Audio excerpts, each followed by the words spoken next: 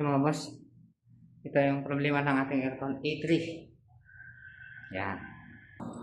Ang ating unit ay gray. Yan. So, ito kanina, puno ng alikabok. Inispiran ko muna siya ng hangin. Hinanginan ko muna siya para matagal alikabok niya. So, naisipan kong buksan kasi may langis-langis dito. Yan, ito ang na-discover natin.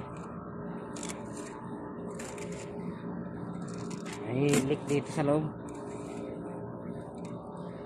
Yan, may leak siya dito. Pumutok yata yung tubo nito.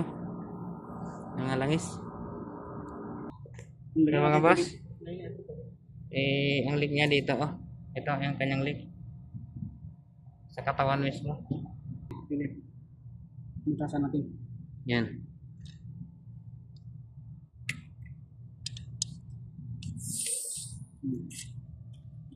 Ang kanyang leak, oh. Lakas. Yan yung kanyang leak.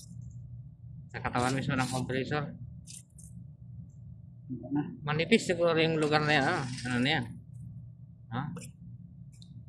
Lakas.